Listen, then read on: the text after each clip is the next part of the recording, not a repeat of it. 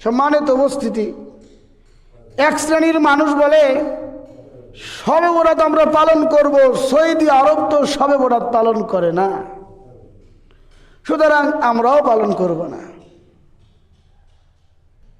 ভালো করে বুঝবেন, শবে বরাত এটা কোনো ওয়াজিব ইবাদত নয়, এই নফল ইবাদত সৌদি আরব করে না, এই জন্য যে আমরা করব না এই চিন্তা যেমন ভুল, আবার সৌদি আরব নফল ইবাদত করলেই যে আমাদের করতেই হবে এই চিন্তাও ভুল।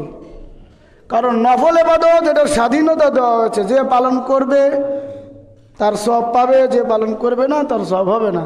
ধরুন আসরের আগের 4 রাকাত নফল নামাজ সুন্নতে জায়েদা, সুন্নতে গায়রে মুআক্কাদা, আপনি যদি পড়েন সওয়াব পাবেন, না পড়লে গুনাহ হবে না। এখন কোনো বড় ব্যক্তি যদি আসরের আগে 4 রাকাত সুন্নত পড়ে, আপনাকে যে পড়তেই হবে এটা বাধ্যবাধকতা নয়। আবার কোনো বড় ব্যক্তি যদি না পড়ে এই জন্য আপনাকে পড়া যাবে না, এটাও ঠিক নয়।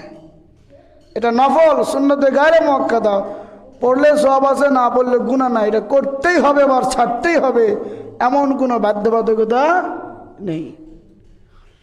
তো শবে বরাতের যে ইবাদত আমরা করি, রাত্রে নামাজ পড়া, দিনের বেলায় রোজা রাখা, এটা নফল।